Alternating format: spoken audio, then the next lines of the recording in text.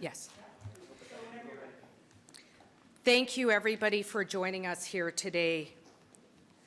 I'm joined today with women and Two-Spirit people from across the country, calling on Canada to immediately recognize what is happening as a Canada-wide emergency.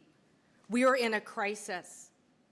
I'd like to send my condolences to the family of the young girl from Nisichawayasihk Cree Nation, 8 years old, and Miss Roulette, who was murdered a couple of days ago from Sandy Bay. I send my love to her family and the community of Sandy Bay. This is a crisis. People are going murdered and missing every day. We are precious, we are valuable, we are loved, and we are not garbage. I am standing alongside my sisters today to support them in their calls on the government to fully support a Canada-wide emergency, immediately support the development of a national redress alert system without delay, immediately implement a housing and social support for children aging out of care so they are not aging out onto the streets, to create a guaranteed livable basic income, and to immediately carry out prevention initiatives that honor the rights of Indigenous women and girls and Two-Spirit kin. These include, but are not limited to, the right to culture, the right to health, the right to security and the right to justice, and the right to dignity and the right to security. It is with that, it is my pleasure to call to the stage Sandra DeLaronde, who will open. Thank you.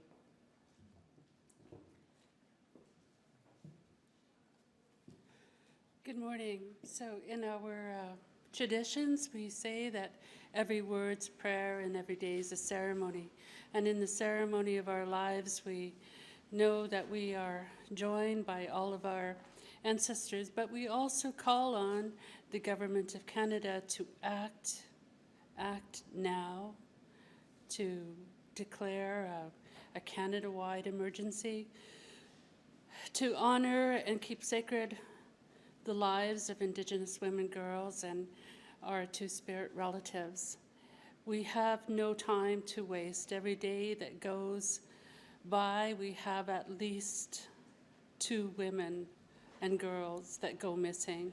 We have, on a weekly basis, our Indigenous sisters, mothers, and daughters and granddaughters that go murdered. The time to wait is gone. We now must all take action, and we urge the government today, in the strength of our prayer and the ceremony of our lives, to take action now.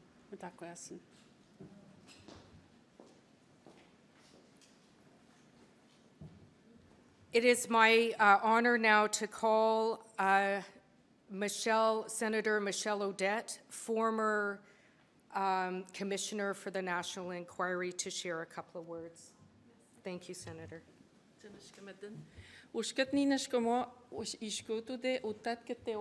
Les familles, les survivantes et les 12 guerrières. Merci au peuple Anishinaabe de nous accueillir ici. I just mentioned in Innu how important in the protocol that I want to say hello to the family members, the sisters, the beautiful warriors, and people that carry voices that are not here today or left this world in circumstances that no Canadian would like to have the same situation reality. We were giving a voice. The first time we came on Earth, we were giving a voice. But let me tell you that today here in Canada, I strongly believe that our voice is not strong enough to shake this country, to remind that housing, employment, poverty, everything is affecting us every day. So that's why so many women, so many families are standing today, to remind you that we all have that responsibility. I don't know what the Creator is giving me for the next couple years here at the Senate, but I made sure that I will ask over and over and over how they will implement the calls for justice, how they will implement all reports or truth that came from families and survivors across Canada. I have daughters. I want to make sure they're safe. So please help us to make sure that it vibrates to the other chamber. Merci beaucoup.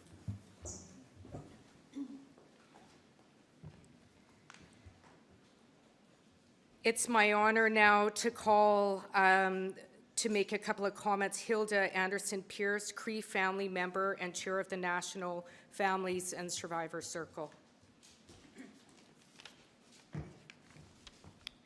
First of all, I'd like to begin by taking a moment of silence to honor the lives of Indigenous women and girls and two-spirited people who have been cruelly taken and murdered in this country we call Canada, and to honor the survivors out there. So if we could just take a moment of silence.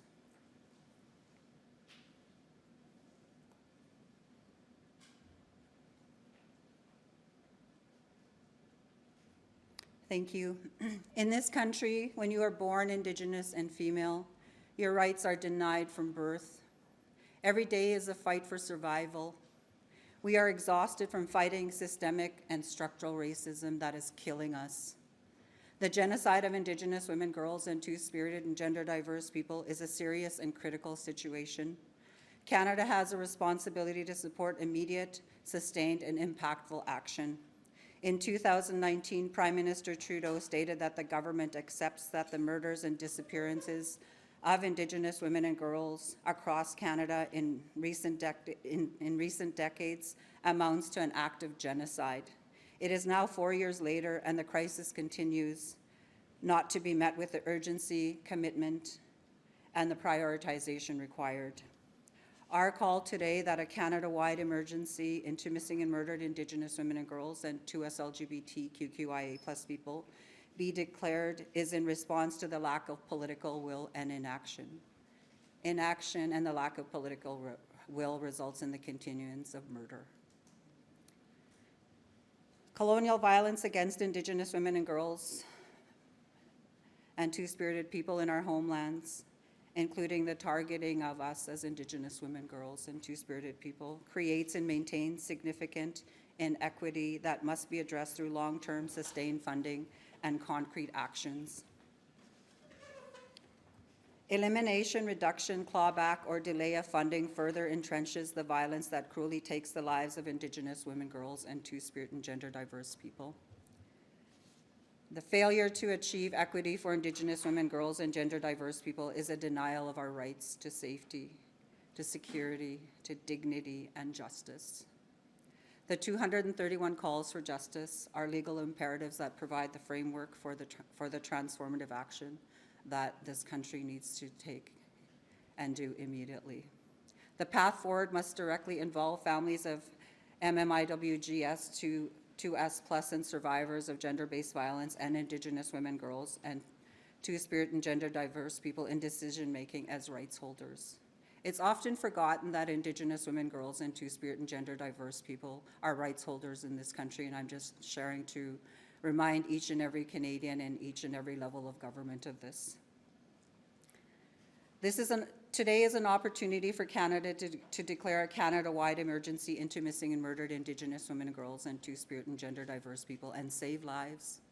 We deserve to live.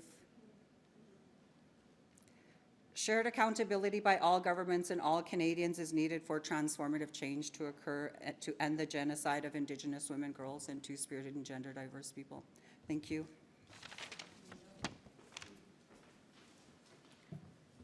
Thank you so much, Hilda.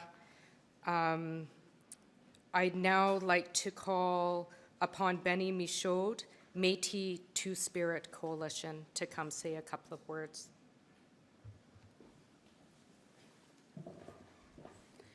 Nisichawayasihk, good morning, everyone. My name is Benny Michaud, and I'm a proud Tostayinu Two-Spirit Michif person. I'd like to begin my statement today by acknowledging the people whose lands we're currently gathered upon, the Algonquin Anishinaabe Nation. I'd like to give thanks to MP Leah Gazan for tabling this critical call to action, and to Diane Redsky and Sandra DeLaronde from the Manitoba Missing and Murdered Indigenous Women and Girls 2+ Implementation Committee for organizing this special event and inviting us as Two-Spirit kin to add our voices in support of declaring a Canada-wide emergency for our missing and murdered relatives. I want to recognize the leaders, advocates, and organizations present here, including the National Family and Survivors Circle, led by Hilda Anderson-Pyrz. And in the midst of this ongoing crisis, I want to acknowledge the strength and courage of the families and survivors of those who've been murdered or are missing, and give pause to consider the many members of our community that are currently experiencing violence right now. This community that includes Two-Spirit, lesbian, gay, bisexual, transgender, queer, intersex, asexual, and non-binary people. The level of violence, exclusion, and erasure that members of the 2S LGBTQIA+ community continue to experience is unacceptable, and it requires immediate and sustained attention and action at all levels of government by both the Canadian government and by Indigenous governments. The ongoing violence experienced by members in our community and the devastating loss of life is evidence that bureaucratic systems need to change, that processes need to be reformed to ensure that critical resources can be accessed by those communities and organizations that can actually make a difference, so that those who can save precious lives are able to do so. The urgent need for this has been outlined in the Murdered and Missing Indigenous Women and Girls 2S LGBTQIA National Action Plan, which includes 149 recommendations. These calls to action acknowledge that women, girls, and 2S LGBTQIA people have a right to cultural knowledge, health and wellness, safety and security, and the right to justice. Further to this, it is paramount that Two-Spirit people are able to reclaim our roles and responsibilities within our communities, so that we, along with women and girls, can have the sacredness of our very being recognized, valued, and respected. This means ensuring that 2S LGBTQIA people take on leadership roles in the planning and delivery of Two-Spirit-focused services, particularly those that support sexual health and gender-affirming care. It means action on the part of the government to understand the unique positioning of Indigenous, transgender, and non-binary people and their vulnerability to extreme forms of violence.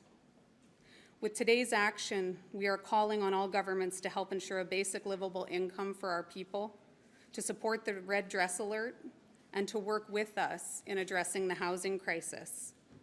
We are also asking, as members of the 2S LGBTQIA+ community, that our own Two-Spirit-specific national action plan is upheld so that our community's unique needs are understood and accounted for.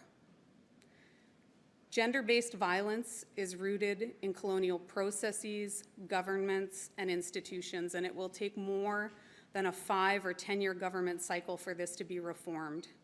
It will require ongoing support until women, girls, and 2S LGBTQIA people can feel safe within our communities. Families and survivors have been pleading for resources to support community-led initiatives.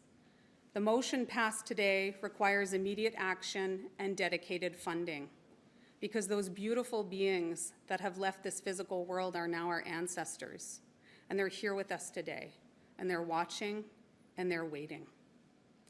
Let's honor their legacy.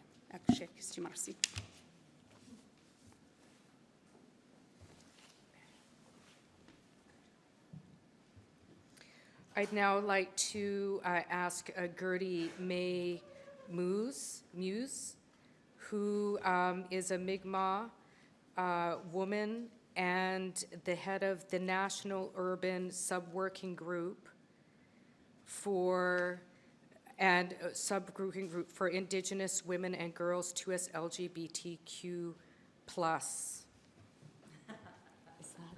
Did we almost? It's okay.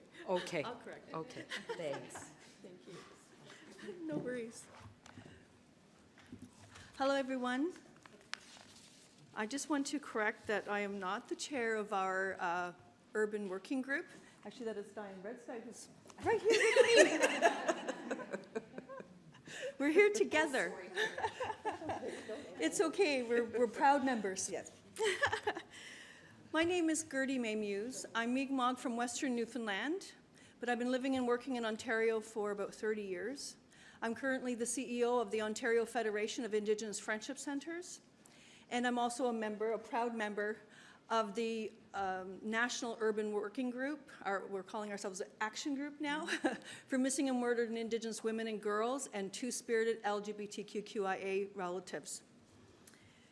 The O5C is a provincial organization that supports and advocates for 29 friendship centres. 88% of all Indigenous people in Ontario live in urban centres and cities and towns. And friendship centres have a broad network. We're diverse and we are very inclusive and creative. And we have an extensive infrastructure that supports the urban population. Today I'm here to join my colleagues from the Urban Action Group in support of MP Leah Gazan's motion to declare a Canada-wide emergency. We too are exhausted from the inaction. Our National Working Group created a plan that clearly lays out a pathway for urban Indigenous people to reclaim our place in power, no matter where we reside. We have provided this, almost like giving solutions on a silver platter, but yet we see the national government, Canada's government, tinkering with funding. We have made strong calls to fund and provide sustainable, predictable, regularized funding to urban Indigenous governed organizations that are doing work in this space and who know and have solutions and have created wise practices to address this crisis. But yet we see a reluctance to fund urban Indigenous organizations, Indigenous-led organizations, and women's organizations, and this has to stop.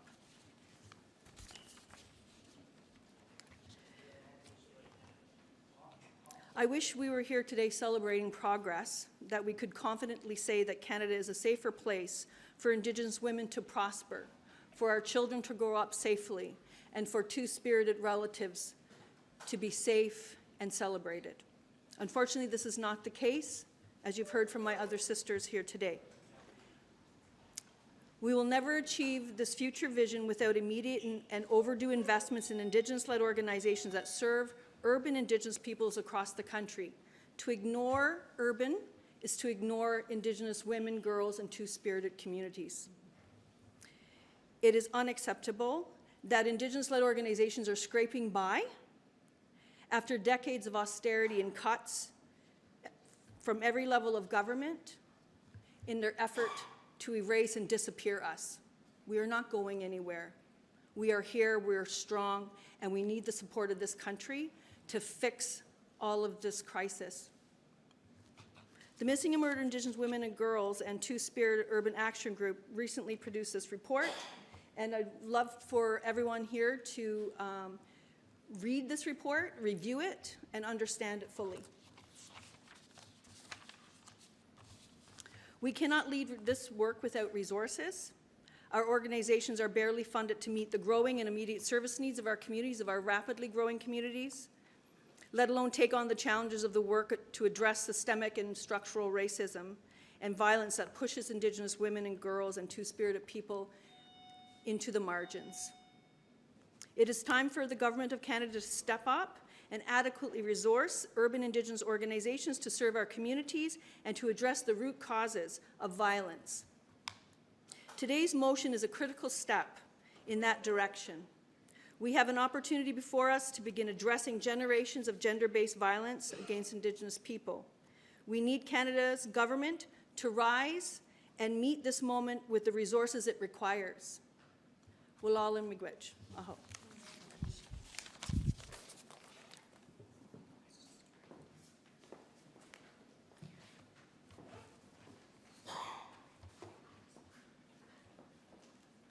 I'd now like to call Nikki Komaksiutiksak, who is the Executive Director for Tunngasugit.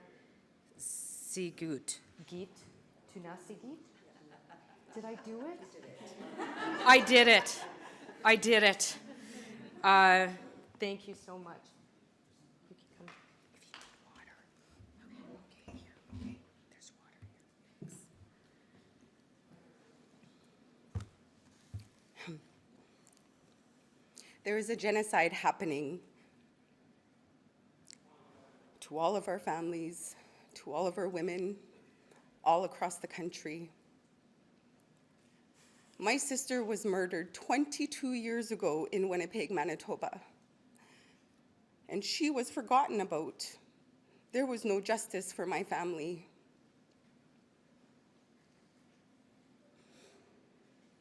Inuit are often misrepresented, not represented, and not included in conversations many times at a level like this. I truly, from the bottom of my heart, thank Diane Redsky and Sandra DeLaronde for ensuring that the Inuk voice is here and that Inuit women and girls are not forgotten. There is a cultural genocide happening on a national level. We have human beings in dumps. We have women that are missing and women that are being murdered every single day. And no one bats an eye. We call on the Government of Canada for this Canada-wide Emergency Act and for this Red Dress Alert. We need to stand together in solidarity with all of our Indigenous families and communities across the country to ensure that our women and girls are being taken care of. Identity is at the core of who we are as Indigenous people. We must ensure that we are doing our very best as not-for-profit organizations, organizations that support our communities, to ensure that we have secure funding to be able to help our women and girls through this national tragedy, this genocide that is happening all across the country. 22 years later, and things are only getting worse. We need to come together. We need to stand together, and we need to make our voices loud, and we need to be heard, because enough of this. We are human beings. This is not nice, and it's not cool, and it's not right. Kuyanamit.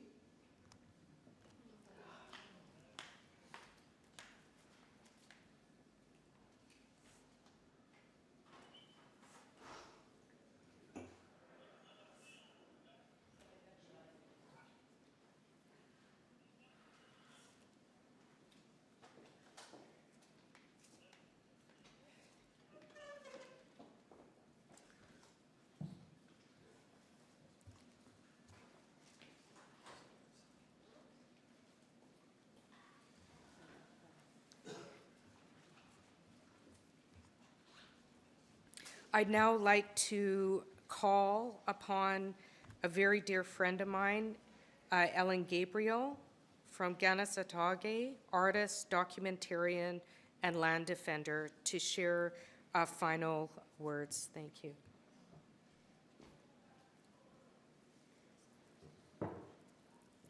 Wat kanu waro katitsa kwasna yujat stana waganyahto kana ganya gana ga do tatano kana seta ga gana gere ditinu wara dunene sungoya tisuti oya wani sera yungwana gere tanu ditinu wara dunene yetnista uhutsa tina gwe kono to yunkia is ne ga ko tono ne gonus onun kwasu ka sitstan sera tanu gonurun kwatsera. It's important for us to emphasize our language. With the rupture of the family unit, the lack of respect for Indigenous peoples' human rights. We see that pain that we carry from losing those murdered and missing Indigenous loved ones, that we carry it with it for the rest of our lives.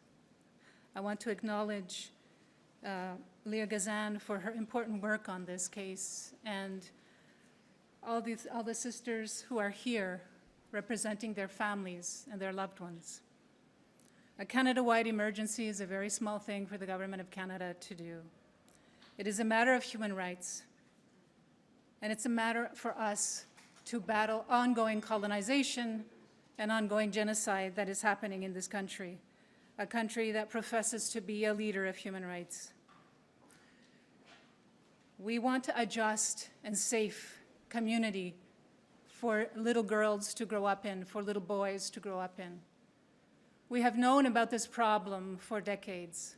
In 2004, when the Native Women's Association of Canada, along with Amnesty International, wrote a report called Stolen Sisters, we were laughed at, we were scoffed.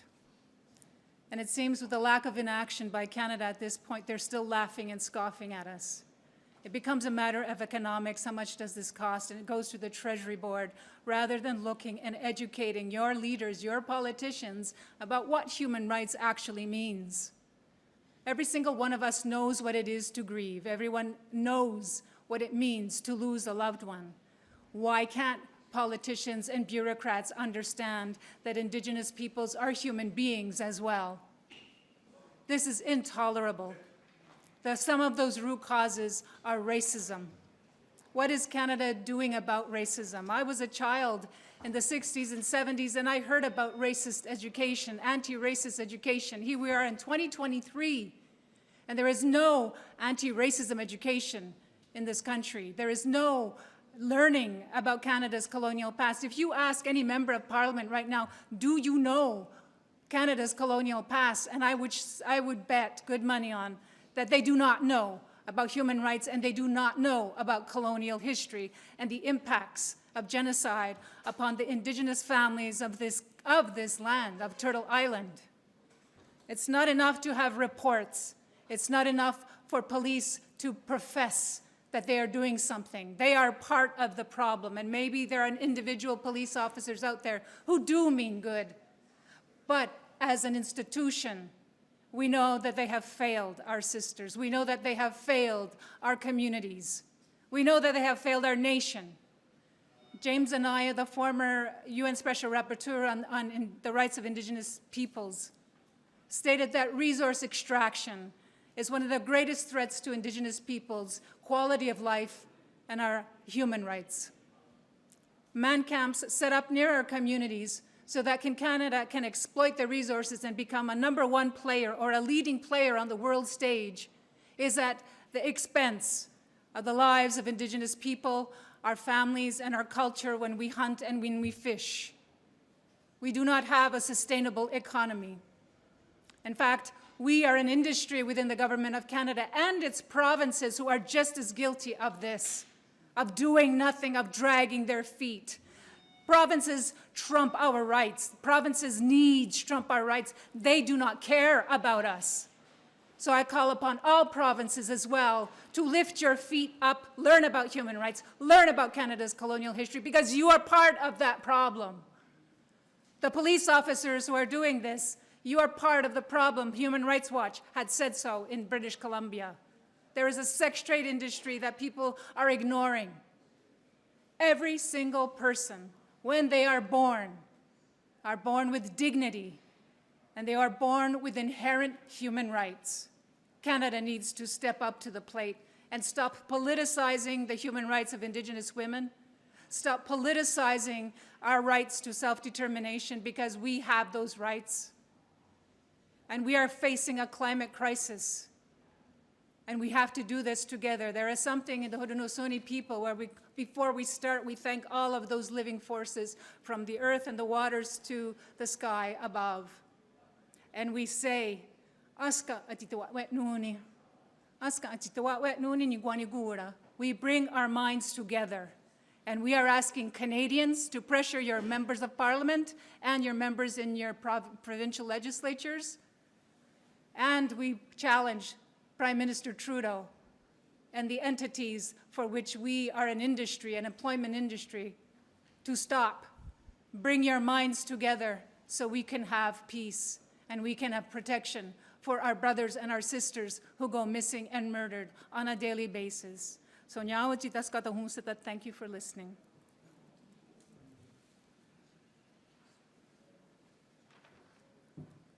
So I'd like to thank everybody, and I honor all in attendance today. You are power.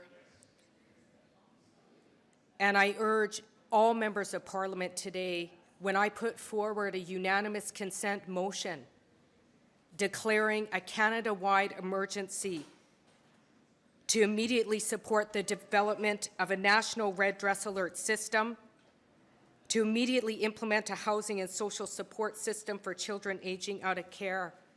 When I put forward that unanimous consent motion today, if members of Parliament in this House really care about gender-based violence, if this government really cares about gender-based violence, I will feel affirmed to know that there will be nobody opposing in the House, and we will be watching. We will be watching. This genocide needs to end. We are not garbage. I want to thank everybody who shared words. For those of you who traveled across the country to be here, we are still here. We are strong. We are resilient. We are loved. And as my sisters have said, we are not going anywhere.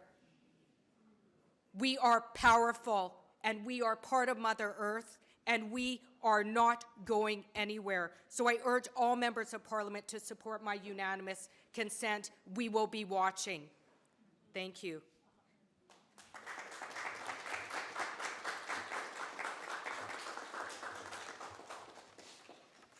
Okay, I'll now open it up for questions. The government, in its latest budget, it allocated $2.5 million over 5 years to discuss what this red dress alert might look like. Are you involved with those discussions? And what do you make of how this work is unfolding? Again, it's 2.5 over 5 years just to discuss what this would look like. Well, you know, I think this government has done enough discussing. We had a national inquiry into missing and murdered Indigenous women and girls with 231 very clear calls for action. Where are they? I have been discussing with members of the government around a red dress alert, but we have run out of time. We don't have the privilege to discuss and debate. We are being murdered on the streets. Our loved ones are going missing, and the government needs to act now. There are systems in place where we could immediately implement a red dress alert. I have offered to Minister Blair a meeting with families and advocates from around the country to provide a path forward on how that would look, how it would be rolled out, even in terms of governance. And I call on them to act on this urgently. This is a crisis. Has he responded to that request for a meeting? We are in the process of planning a meeting, but I'm not going to count my eggs until that meeting happens. Until something happens from a meeting. I am not going to meet for the sake of meetings. This government has been provided with 231 calls for justice. We need them to act. Not over 5 years, not over 20 years, not $4 billion over 7 years for Indigenous housing. Completely inadequate. Completely inadequate at the level of crisis we're in. Well, they cut $150 million in September, planned cutbacks to shelters. This is unacceptable. They need to act now, and they need to get serious with action, not discussing. Enough's enough. How do you envision this red dress alert to work with the Amber Alert system? Well, the systems are already in place. What I have shared with the Minister and Parliamentary Secretary Pam Dumoff, who I've spoken many times with, is they need to meet with families and experts in the area who have worked with families, who have worked on the ground for decades to get that guidance. I will leave it up to them to do that work, and they need to respect that work, because we know the systems that are currently in place. This was in the National Inquiry into Murdered and Missing Indigenous Women and Girls, including policing, are not working. We have the solutions. It's time for them to listen and respond with action.